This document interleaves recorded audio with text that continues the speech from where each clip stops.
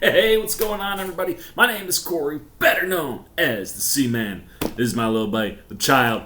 That is the Mandalorian, Din Djarin. And if you see all of those things plus my Mando shirt on, you know what we're getting ready to talk about. And if he's already up on the TV, we getting ready to talk about some spoilers. So why don't you pull up the chair, man? Take a seat. We're getting ready to dive in, spoiler-filled, into the Mandalorian Season 2, Episode 2, a.k.a. Chapter 10, The Passenger. And as I said in my non-spoiler review for this episode, I was a big fan. I continue to just love the way that Favreau and Filoni can kind of continue to use this recipe of, hey, we have a mission for the Mandalorian.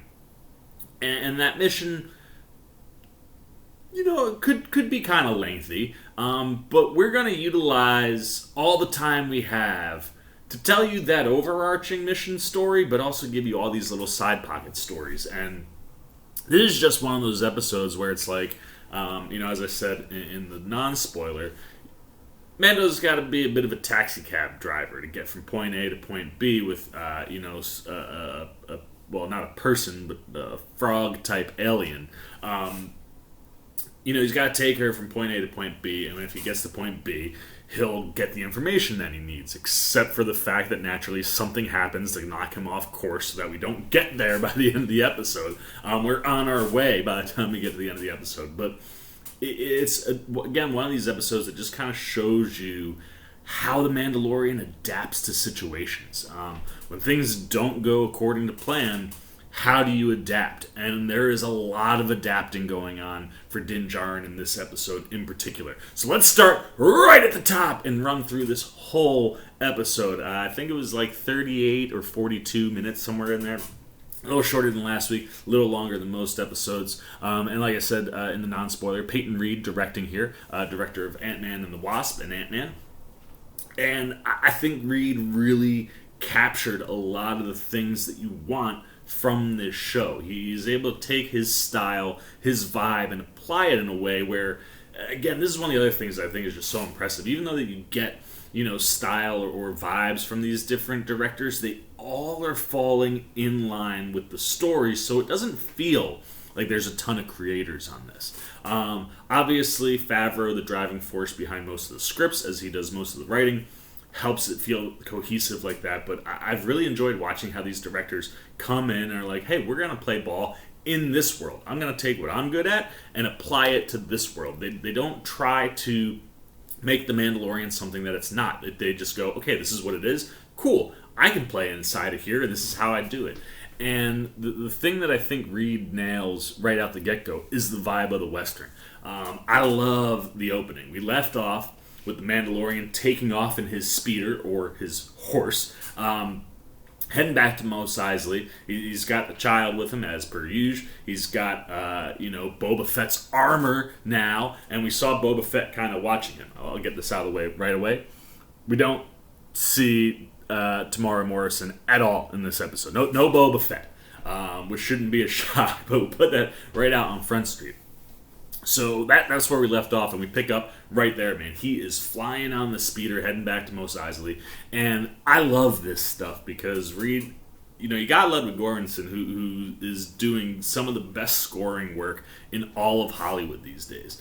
And you open up the scene with no score. It's just natural sound.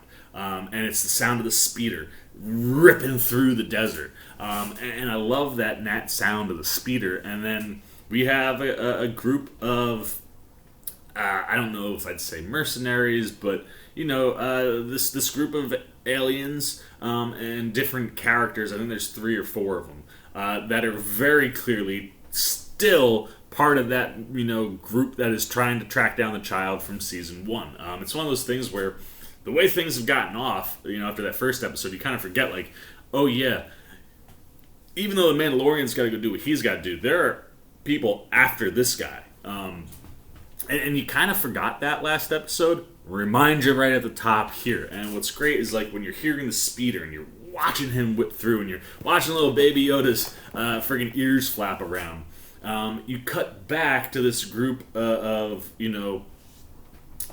bad guys, and they're setting up a trap. So you're hearing the hammering of the nails, and then you're hearing the speeder, and then you're hearing like the laying of the rope, and you're hearing the speeder, and you're hearing them cover the sand, and then you're hearing the speeder. And the speeder, the sound of it just seems to be going this way. Like it's just constantly going up, and that amps up the suspense where you're like, oh no, because you know what's going to happen. And sure enough, like right as he gets to where they are, they pull that rope, it pops up out of the sand, knocks Din Djarin right off the speeder. The speeder crashes and tumbles off, and then this guy, our first like hold your breath moment, he flies off the speeder and like rolls on the ground. And they did it in season 1 where they put him in like legit peril. And I swear to you, I get so scared because he's so little, and you don't want anything to happen to him. And obviously, like in the back of your mind, you know nothing serious is going to happen to him. This guy is the moneymaker, man. I mean, look at all these toys and fun things that you can do with him. Like, he's very important to the show, so I don't expect anything terrible to happen to him. But like when he flies off that speeder and he rolls for a second, you're like, oh god, like don't let that happen. So, I mean, that freaked me out. But as I said, this episode has a lot of adapting for the Mandalorian.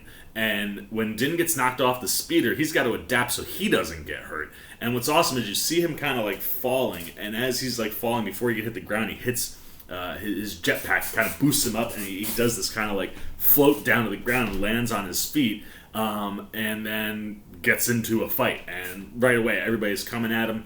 They're able to shoot. I think he shoots one guy. He's fighting off these other two. And he gets kind of pinned up against a rock. And you're seeing him duck and dodge. And like I said, his moves are so smooth. I love watching this freaking guy fight. And it's one of those things where the fact that it might not be Pedro Pascal in the suit all the time doesn't bother me. The fact that John Wayne's grandson is one of the stunt doubles, I love that so much. I mean, the king of westerns, his grandson is in what's becoming the king of the space western. I love that stuff, but it doesn't really matter. The way that they do the show, it doesn't matter who's in the suit, except when you're seeing the fights, man. When I see these fight sequences, like in episode 1 or in this one, I'm like, I want to know who's in the suit. Is it Pedro? Is it Wayne? Like, who is doing the fighting? Because it's so smooth, it's so clean. And like I said in the non-spoiler, he's got armor that doesn't look like it would be easy to move around in. And he is flawless at all times. And as he's fighting these like two guys off, he gets into a spot where he's kind of in trouble. I mean, he's being double teamed. And one of these little guys like about to shoot him, and he whips his little rope thing around this guy's like rifle, pulls it, knocks these two out, and then as he's getting ready to kind of reset, picks up the child and holds him at like knife gunpoint, man. And you're like, oh no. And it's one of those things where the other thing I've really loved this season so far is the continual growth of Din Djarin as a character. Early on in this show in season 1, a lot of these obstacles that pop up in the Mandalorian's path, or some of these side missions that he gets roped into, he would have been really against them. He wouldn't have. It was more about surviving himself. Whatever I got to do to survive, that's what I'm gonna do. And we've seen him grow to care so much about the child. Like, yes, it's his mission, but like he legitimately cares about him. And you see that. Like, he immediately drops his blaster. He's like, do not hurt that child. Like, take whatever you want, man. There's some good stuff on that speeder, man, that's worth money. Take that. Just don't hurt the child. And, the alien kind of looks at him, speaks in a different language, and Mando's like, okay. And that's the other thing I love, too.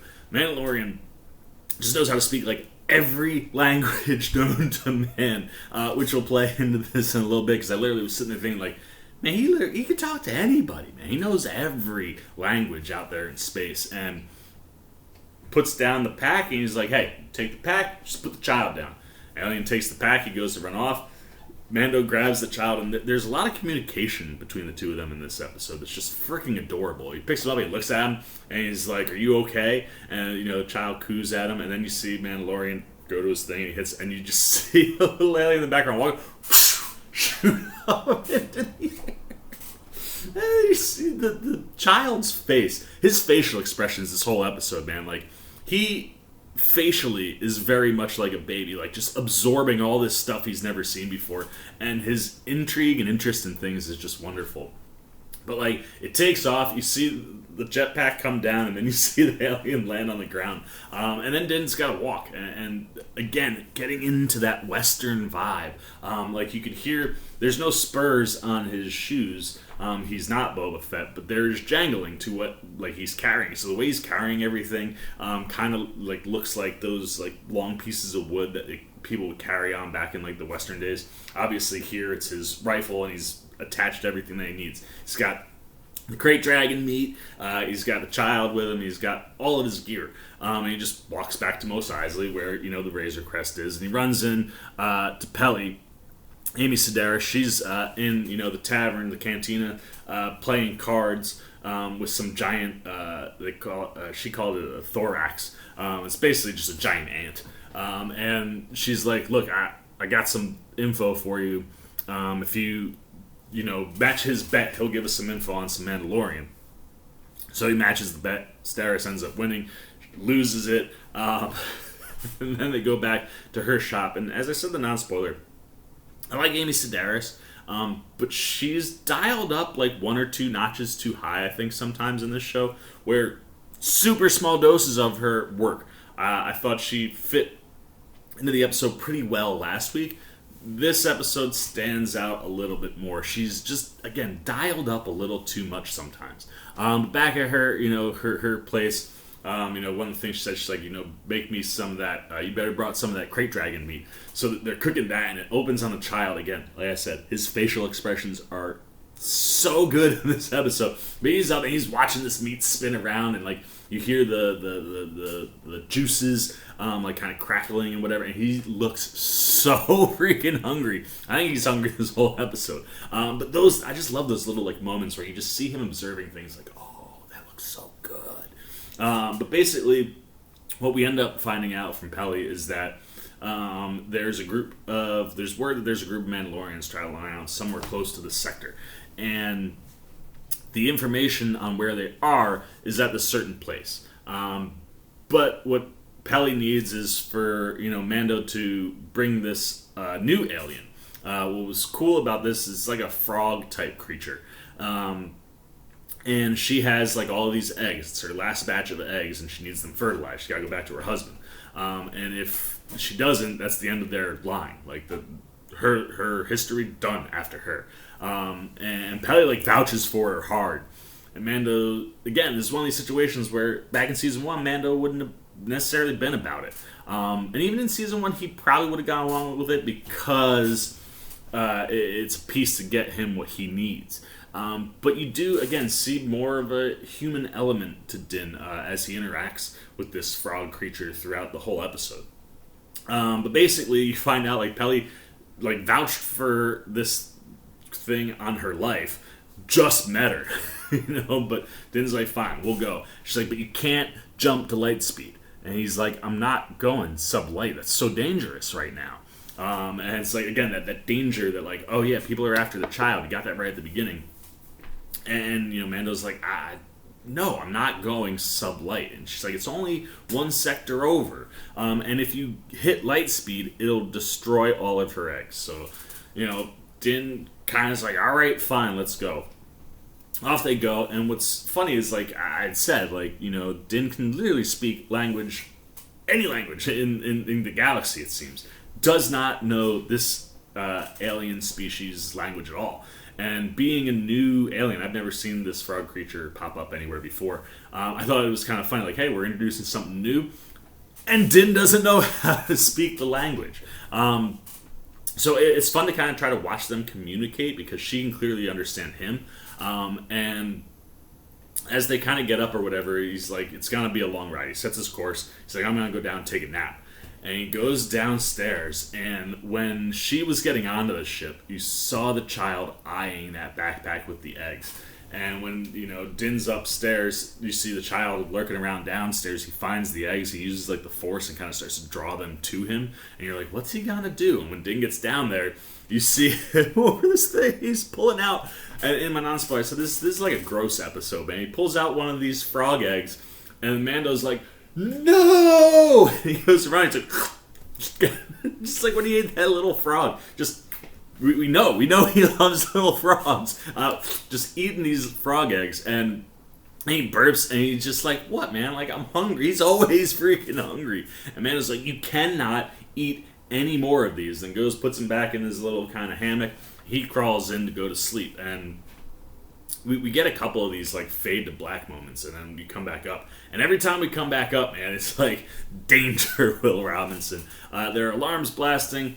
Mando gets up, pops up. It's not a distress call, but a call from 2 X-Wings coming in. And we see their pilot. Well, we see one pilot. The other pilot we don't see or hear. One pilot in particular is talking, and it's basically like, hey, we're just, post-Empire. We're scanning this sector.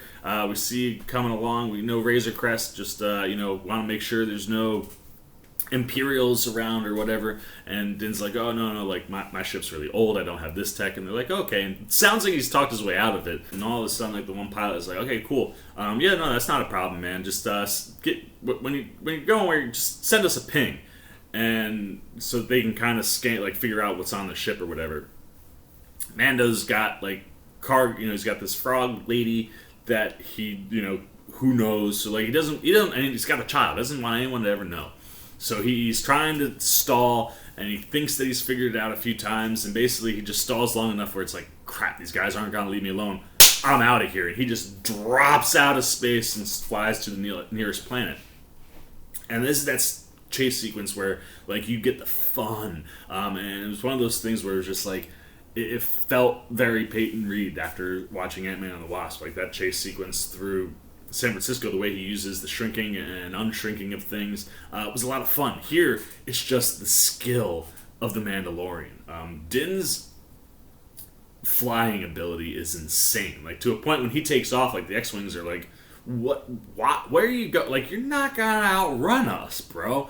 And yet he figures out a way to disappear and get away from it. And the whole sequence is just wonderful, man. Like, the cinematography is great. They're flying through the clouds, so there's, like, just all these really beautiful moments and all these really classic Star Wars moments of a chase. You get a lot of those, like, from inside the cockpit, and as you're moving around, it's just beautiful, and it's fun. Like, you sit there and you're invigorated. You're like, oh, man, like, I want this to go on for the entire episode. It's probably about a 2-minute stretch, but Mando gets away, kind of tucks the Razor Crest, like kind of crash landing down. He basically drops like all of his engine and just falls, able to skid to a stop. And then as he goes to put like the foot down, so the Razor Crest is like actually parked, so to speak. The foot pushes right through the ice. We're on another ice planet. I love like if we spent one day in the friggin' desert, the next time it's gonna probably be someplace cold or someplace swampy or someplace different. I like having those kind of like bouncing back and forth to between the environments that we're in.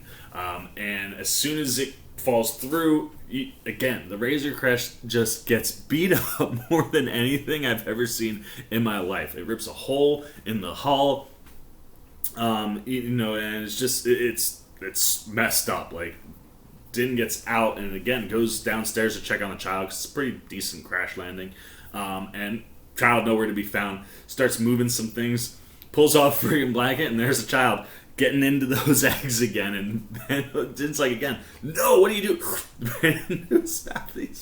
He's so adorable, even when he's doing like gross things, or in this instance, like, you're literally killing an entire lineage every time you eat one of those. But, like, he's okay. So Mando's like, look, we're kind of stuck here. It's getting close to night. It's going to get even colder. Let's stay inside, pass out.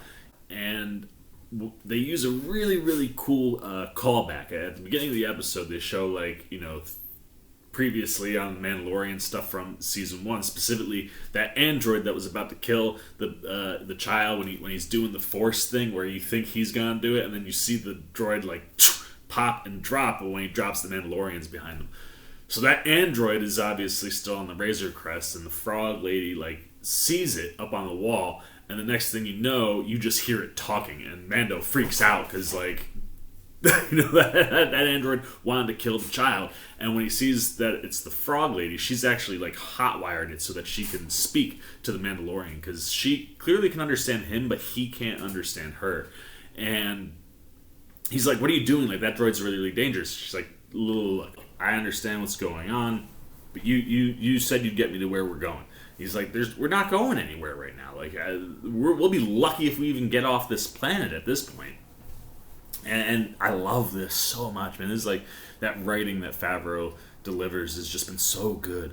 She's like, man, but you like it on your word. You said you would do this. Like, isn't that like part of the Mandalorian code? Like, you never go back on your word. I guess those are just stories for kids, right? Like bedtime stories or whatever. And Din's like, you're gonna call my honor into this? I'm the most honorable mofo in the galaxy. All right, fine. Yeah, and again, it's one of these kind of situations where I think in season 1, Mandalorian would have been like, tough luck, lady. But here he seems to have more compassion, and he understands, like, he was this, frog lady's ride, and she's got her entire lineage at stake. So he gets up to go kind of start working on the Razor Crest, and while he is, the other thing I love in this episode is we get to see the child walk a lot. And we get to see him, like, walk quickly and slowly, and you see him kind of peek out from the Razor Crest, and he starts cooing. And this is where he was, like, talking to Din, where it's like, is he gonna say words? Are there any words in there? It's all these cute little noises that he makes. And Din realizes, like, he kind of points, and Din sees on the ground, like, there's foot tracks. Frog Lady disappeared. So, man is like, shit. Get that shot from the trailer where he's like on one knee next to the child. That's what he's looking at, is those footprints. Picks him up, goes into like this cavern, this really icy cavern that's just beautiful. Again, the cinematography and the production set design. I know so much of it is on the LED screen, but the stuff that was physically there, really, really good stuff. And the Frog Lady too. There are definitely CGI elements to her, but there's also like some classic. We made a prosthetic and created this creature, kind of like a giant human puppet. That's just awesome. But when he finally finds her, it's cold. I guess she must, she's in the desert. They found her in the desert. She must like warm, swampy type locations that would fit a frog. And she's found basically like a hot spring. She's in the water with all the eggs, and they're chilling. And Mando's like, we can't be outside the Razor Crest. We don't know what's on this planet. There's danger lurking everywhere in the freaking galaxy. Like, let's go. And while he's, like, putting the eggs back in the thing, Child, like, goes to reach for one, and he disciplines, like, no! Child's like, okay. And we see him walk off, and you hear him sniffing. Like, you keep hearing the sniff sound. You're like, uh-oh, he's found something else that he can eat. And there are these, they look like little rocks. It's fun. It's crazy. The way, like, your perspective changes when you watch something. Like, when you come into this cavern, don't even notice these rock type things.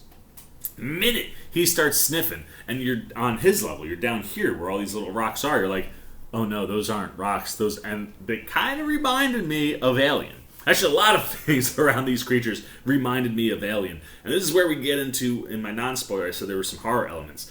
That's this, man. Like, he goes in and he peels this thing off, and he peels it off into, like, 4 layers, like the way the eggs open in the Alien. And you're like, there's gotta be something freaking creepy in there. And there's a little insect, kind of looks like a spider-type creature.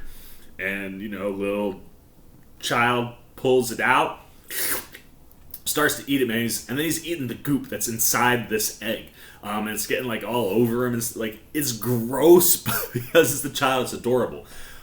But then you start to see all of the eggs around him start to kind of pulsate and move, and you're like, oh no, man, please don't go here. Like, I hate spiders. You guys know me. I hate spiders. And, like, there are hundreds of these things, and all of a sudden they all start to kind of break out. And, like, Mando's, like, finished with the eggs. He puts the tap on, he looks, and he sees the Child, or he hears the Child, like, make a noise as these things start to come out, and they're like these little spider creatures, but there's a lot of Alien vibe to them, like the way they're, the face sucker in and of itself kind of has spidery elements.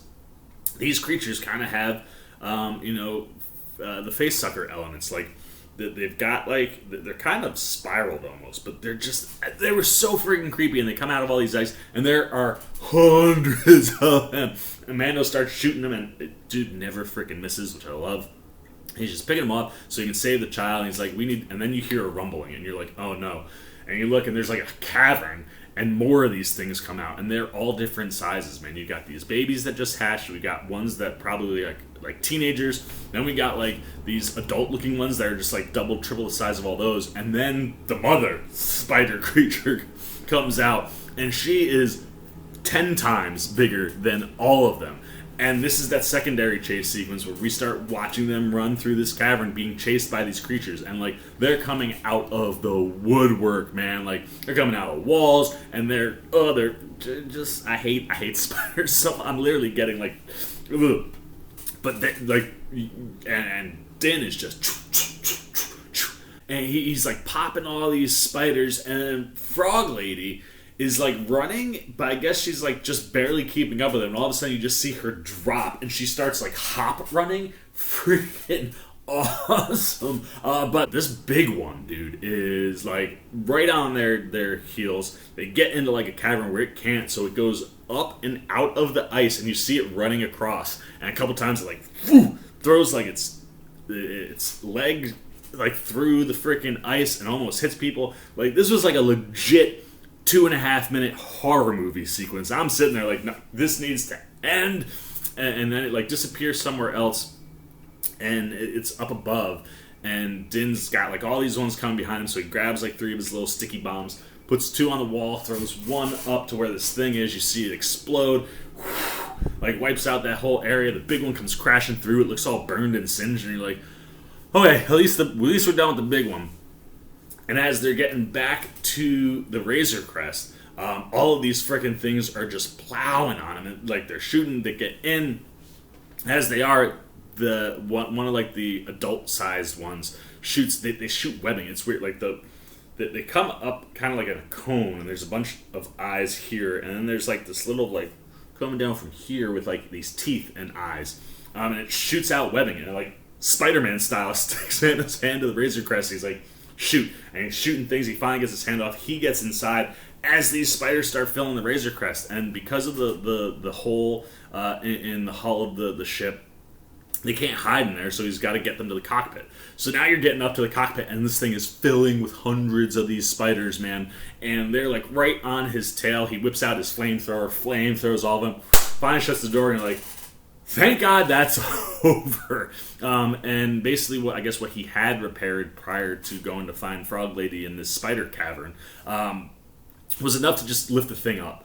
So he's like, I can't see much. You know, there's frost all over the place. This is going to be bumpy. Just strap in. We're going to go up. And as it starts to raise, boom, the big one comes back, busts 2 of the windows, and you're just like, this is game over. I really don't know how he gets out of this situation. Like, the Razor Crest is beat to absolute shit. This giant one is on top, and it's ripped holes, and the only place where you can hide. So even if it can't necessarily get all the way into you, then small ones are going to come up and start flooding this one. And that's like almost zombie style, man. Like the way they kind of crawled up on each other, and as he would like shoot or burn them and they fall off, they keep crawling and kind of create like this ever-growing wave. Disgusting. So anyway, you got the big one, you're like, I don't know what's going to happen, and then red blasters coming from everywhere, man, just taking these things off the Razor Crest, and things like cool down a little bit. Din comes out to see what's going on, and this was all of 60 seconds maybe. The entire hull of the ship is filled with spider webs, man. And I'm like, this is so freaking gross. He comes out, and there's like one kind of coming to him, gets shot. It's the 2 X-Wings. Immediately when you saw them, you were like, oh, they kept looking. Because you heard them over their radios say that they were going to keep looking. And they kind of spin off and keep going. You think, we're fine. Then we end up in the mess that we're in. They come back and save the day. And they basically are like, look, we ran what was on the Razor Crest. And we know that, you know, you've got some cargo that's not okay. Like, we know first they run the Razor Crest, find out who Din is, and they know there is a warrant out for him. But they also saw 3 of the bounties he had in there matched people that they were looking for. And they're like, is this true? Man was like, yeah, it's all true. He's like, look, why don't you guys help me seal up the hull here? I'll give you those 3 bounties, and we'll just call it a day. And there's only one pilot that's talking. He goes, well, you know, why don't you just fix that transponder for us? So next time we're scanning, we know who you are, and we'll call that even. And it's basically like, instead of helping you and taking those bounties, you caught bad guys we were looking for. We know you're a good guy. We'll let you off with a warning. Just fix that transponder so if we ask for a ping, you can send us one. And good luck. Just peace out. And leaped into his own thing, man. Like, you got to get yourself out of this jam, but we're going to let you off the hook. And what's great is the two pilots. One is played by Paul Sun-Hyung Lee. But the other pilot, the guy who doesn't talk, he just kind of sits there, and they're in shadows, so like they're not like crystal clear on the screen. But if you know who you're looking at, you know who you're looking at, and he's got this kind of smirk on his face as Sun Hyung Lee is kind of laying out everything to Din. But of course, Dave Filoni making a reappearance here. Love seeing him when he pops up into the Star Wars world. And no lines, doesn't talk. Like I said, it's kind of weird. You have this one pilot who just is never speaking during this whole thing. And it's friggin' Dave Filoni. So real nice little guest appearances. They take off, and Din's like, all right, well, only thing that I can pressurize is the cockpit. The rest of the ship, we're effed. So I'm going to do what I can.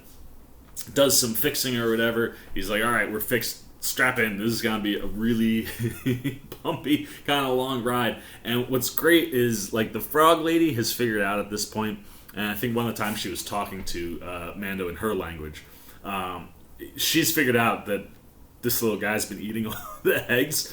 So when they get down, like, he looks back and she's holding the canister in front of her like this. And you see little child look over and kind of like eye it, and she kind of puts her arms around it and nods off. Because, Mando's like, everybody needs to take sleep. This is going to take a little while.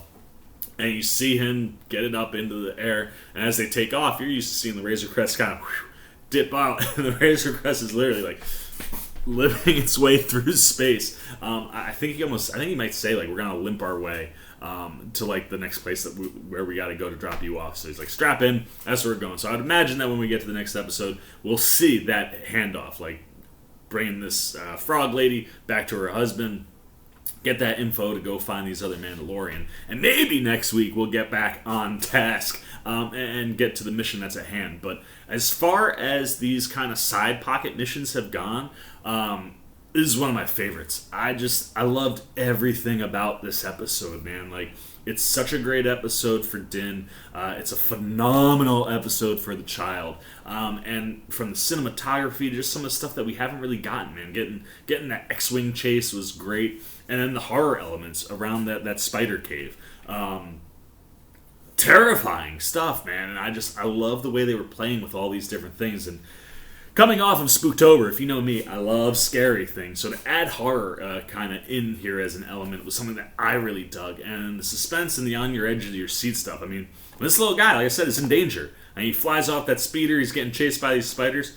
A lot of things at stake. A lot of fun to be had this episode. And like I said, hopefully next week we get back on track and maybe, see wherever we're heading that takes us to the group of Mandalorian, maybe back to Boba Fett, maybe to Ahsoka. At some point, we're going to see Rosario show up. I know we're all eagerly waiting for that moment. So we'll see where we end up next week. But this week, The Passenger, one of my favorites, man. I just dug this episode so much. So you go, man. Those are all my spoiler thoughts on The Mandalorian Chapter 10, The Passenger. Stellar episode. Just a really great mix of all the things that this show is able to do when it's when it's cruising up here, at its peak, man. It's a wonderful episode. Excellent job at Peyton Reed. Excellent mission bringing Reed in for directing here, and that's all I've got to say. So now it's your turn, man. What are you thinking of The Mandalorian so far this season? Are you down with the two kind of like side story episodes we've gotten, even though we're not on that main quest completely yet? Although we're never off of it. So is that frustrating you still? Do you want to get into the main story, or do you like just watching the Mandalorian do things? Do you love the relationship he's developed with the child? Do you like the way he's grown as a character? I think Din has come quite a long way in the way that he handles other people or species in the galaxy. the way he takes on these missions that kind of are preventing him from doing the one thing that he really needs to do. So I've loved watching that growth. So anything you're thinking with Din, his action sequences, the chase sequences, anything, man, spoiler it on up down in the comments below. As always, if you enjoyed this video, please give me a thumbs up. And if you're new, you want to be here anytime we're talking Mandalorian, non-spoiler before you watch, spoiler after you watch, here every week, talking about it first thing Friday morning. Come join the C-Maniac Nation, man, if you haven't. Jump over there. Show a little love and support by hitting that subscribe button. Hit that little bell if you want those alerts. And until next time for the C-Mans, Cinema Sit Down. I've been the C-Man. This has been The Child. And we are signing off. Peace.